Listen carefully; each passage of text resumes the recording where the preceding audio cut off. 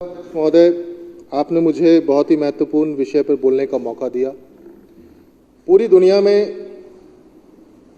हमें लगभग हमारे देश को आज़ाद हुए 75 साल से भी ज़्यादा हो गया अध्यक्ष जी, और हजारों लाखों लोगों ने अपनी कुर्बानियां दी तो देश को आज़ादी मिली।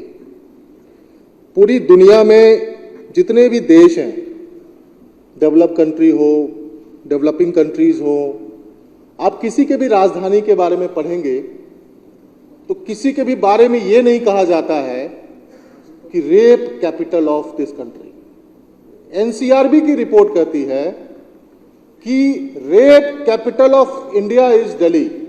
कितनी शर्म की बात है। और ये एक साल नहीं, लगातार कई सालों से कह रही है। और पूरी दुनिया में इस चीज को लेकर के हम लोगों को चिंता करना चाहिए।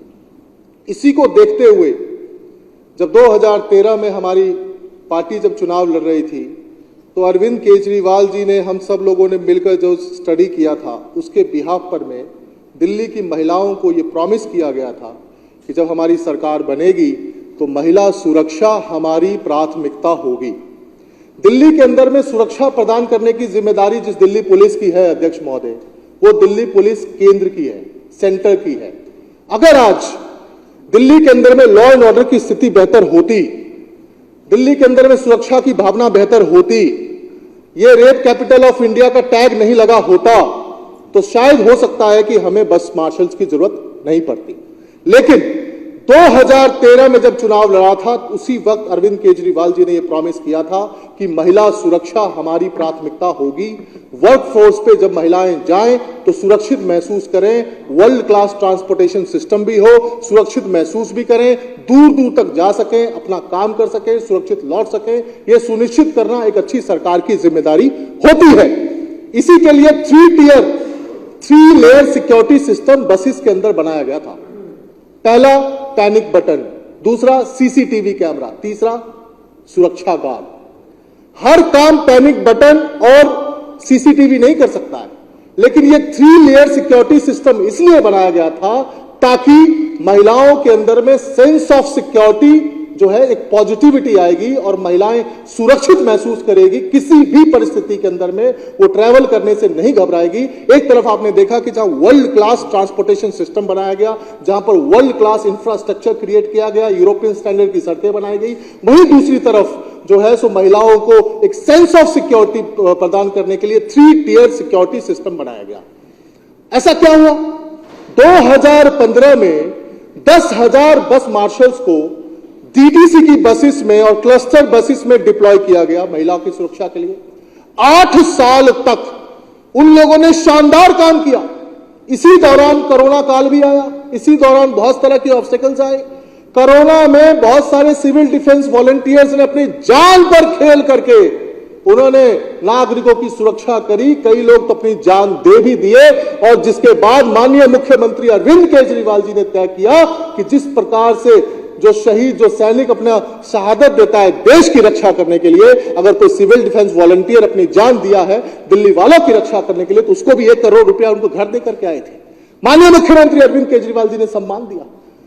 8 साल बाद आखिर ऐसा क्या हो गया कि 10,000 उन गरीब, आज सिविल डिफेंस में कौन लोग थे?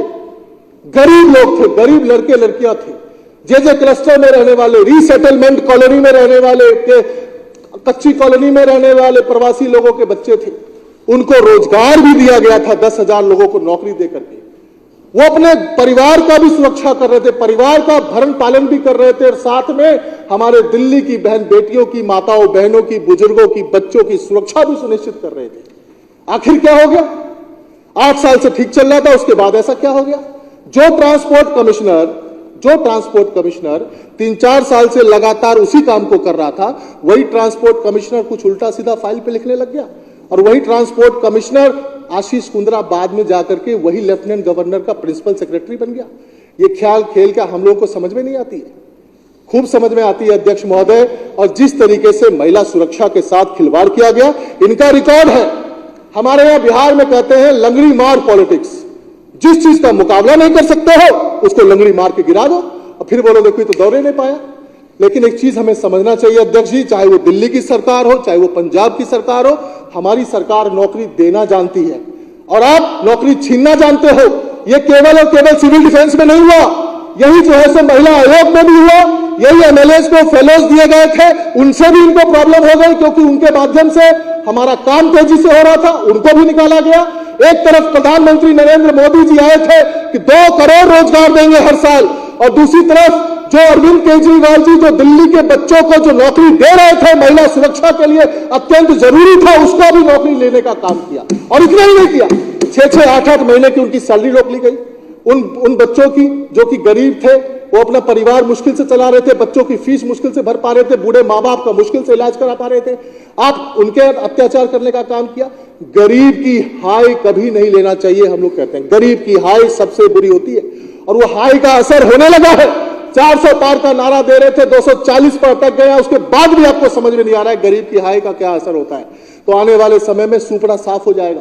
अध्यक्ष महोदय, मैं आपके माध्यम से यही कहना चाहता हूं कि ये मंत्री तैयार हो, सदन रेजोल्यूशन पास कर दिया हो, क्या बोलते हैं, फरवरी 2024 के अंदर में। जनतंत्र में जनता इंपॉर्टेंट होता है, डेमोक्रेसी की जो नींव होती है वो डेमोक्रेसी में for the people, of the people, by the people का ही मतलब डेमोक्रेसी होता है। जनता के चुने हुए प्रतिनिधि हम हैं, जनता का सदन यह है। अगर यह सदन रेजोल्यूशन पास कर देती है, उसके बाद भी ऐसा कौन आदमी है जिनको जो है सो इन 10,000 लोगों को नौकरी पर बहाल करने में प्रॉब्लम है? मंत्री लिख करके दे रहा है कि इनको जो है सो वापस जो है सो इनकी ज्वाइनिंग करवाई जाए। सदन रेजोल्यूशन पास करता है इसी साल के फरवरी के महीने में कि 10,000 लोगों को वापस नौकरी पर रखा जाए। उसके बाद ये लेफ्टिनेंट गवर्नर कौन होता है इनकी नौकरी लेने वाला? ये कौन लोग हैं जो इनके जो है सो चूल्हे बुझाना चाहते हैं? तो हम सब लोगों को मिलकर के इस लेफ्टिनेंट गवर्नर की क्या औकात है?